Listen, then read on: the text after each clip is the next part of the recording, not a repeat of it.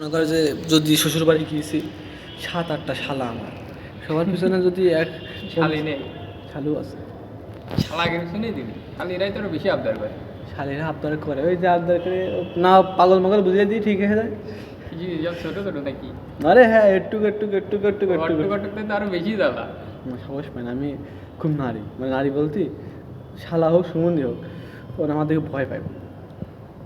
গেলি বলে ওর দেখতে ইচ্ছাই করে না। একটা শুধু একটা ভালো লাগে যেটা সাথে চুপচাপ থাকে, মানে না কলি না মানে রোবট হয়ে থাকে, ওর ওর ভালো লাগে শুধু। একটু বুদ্ধিমান লাগে আমার কাছে।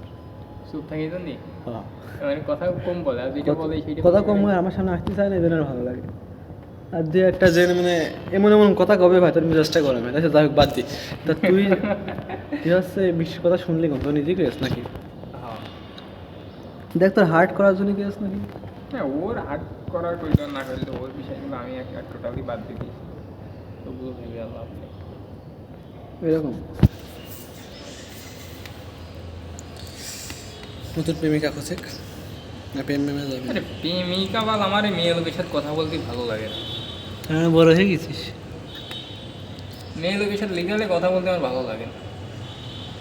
দেখ আমার এই ফেসবুক ইনবক্সে ঢুকে দেখ কয়টা মেয়ে দেখ মেসেজ দিয়ে রেখেছে দেখ। আমি আর না তুই দেখি, না না দেখছি না। ভিডিও একটু পরে কর দেখ।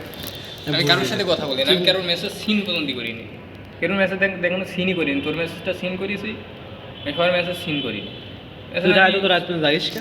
আমি আমি শুধু ই করি, ফোনে আছে নাটক মাটক মুভি টুভি দেখি, Wi-Fi এভাবে সময় আছে? কাটাই। হ্যাঁ ওয়াইফাই আছে, আর আমি নেটে না থাকলে হয়তো অ্যাক্টিভ দেখাই আমার। তো অনলাইন ইনভেস্টমেন্ট করে আর ইচ্ছা নেই। আর আমি কী করি রাত্রি শুনবি, আমি আজহারের ওয়াজ আমার খুব ভালো লাগে, খুব ভালো লাগে। রাত্রির বেলা ওর ওয়াজ দিয়ে নিয়ে আমি ঘুমোই, ওখানে একেবারে সারা রাত চলতে থাকে। বর্তমানে কিছু কিছু ইসলামী বক্তাগুলো অনেক ভালো আছে। আমার আজহারের, আমার সবথেকে আজহারের বক্তা আর ইয়ে ভালো লাগে, নবীদের নিয়ে নিয়ে সাহাবিকে নিয়ে কী করে, খুব ভালো লাগে। আর ইউটিউবে ঢুকে দেখলি তুই সব মনে করি যে আজহারের ওয়াজ পাবি, নোটিফিকেশন পাবি।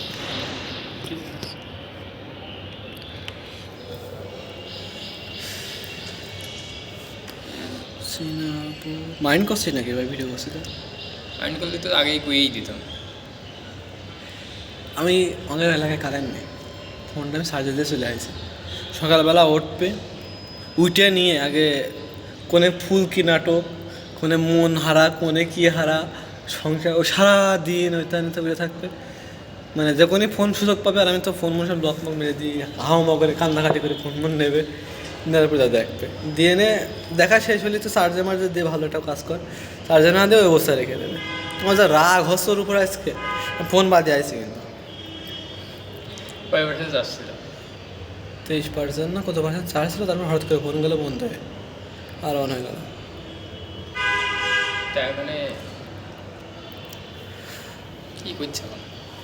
বন্ধু করছিস তোর ফোনটা ভিডিওর জন্য লাগবে আমার। কিসেন আমার ফোন তো আমি কিছু করি। শুক্রবার আমাদের এই সাইডে আসতে পারবে না নামাজ পড়তে?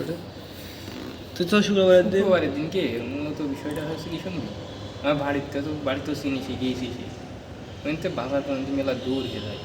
আর শুক্রবারের দিনকে আমার আব্বা আছে সাইকেল দিয়ে যায় বাজার করছি, শাকেতের বাজারে সাইকেল থাকে না আমার কাছে, এইটাই মনে করি যে সমস্যা। কোন বাজারে সস্তা বেশি থাকে? শাকেতের বাজারে যাই। ওখানে সস্তা? আমি জানি না, আমি বাজার টাজার তো করি না। আর নগরবান্ধব বাজারে সবুজ হয় বাজার টাজার করে, ওর সাথে একটু বাজারের মধ্যে ঢুকিয়েই, তাছাড়া তুই কোনটা বাজার করিস? তোকে নগরের থেকে করি। সেদিন ওই শার্টটা মরে গেল, খুব খারাপ লাগে। আসলে আমি ওই মরা অবস্থায় ওই সময় তার দেখেছি, দেখতে গেলাম মানে মরে যখন পড়েছিল ওই রাস্তায়, ওই সেখানে কোটে আসছিল। আর এই অবস্থা, খুবই খারাপ অবস্থা। সব আউলিয়া ছিল। ওইরকম লোকের এরকম মৃত্যু ভাই আসলে মানা যায় না। আমি যখন আমার সাথে বাজারঘাটে দেখা হইতো, দেখা হলেই আমার আগে কবে কী অবস্থা, লেখাপড়া কিরম চলছে, কাজ কাম করছো, কোটে যাও, কোটের কাজটা ছিল না, ধরে থাকো, তার পাশাপাশি ভালো কিছু করার চেষ্টা করো, এইভাবে বুঝাইতো। আস্তে আস্তে এরকম কথা বলতো, লোকটা ভালো ছিল এক প্রকার।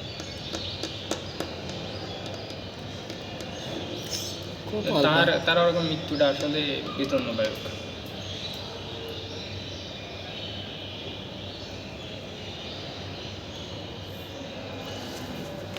প্রিন্সিপাল মূল্য তো কষ্ট হইতো না।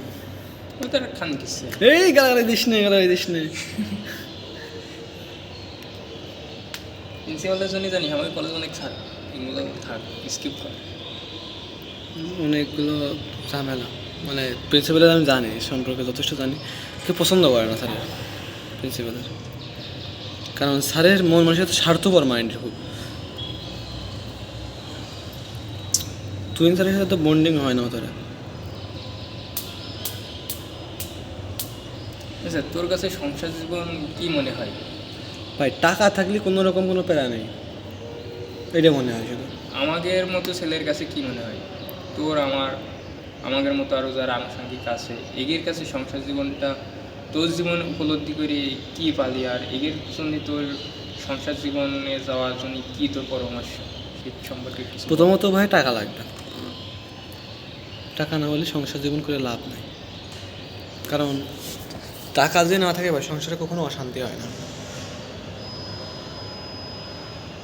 বউ বিয়ে করবি, আমার আমার ব্যাপারে তো সব কিছু জানিসই, আগের কাহিনী জানিস।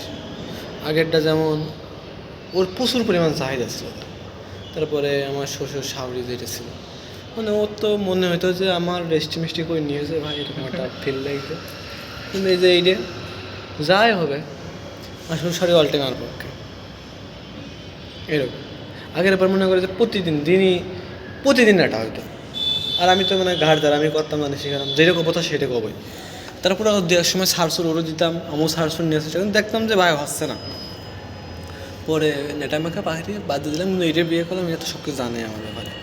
করার পরে দেখলাম ওই রকম কোনো মন মানসিকতা না, আর খুব চাহিদাও পরিমাণও কম।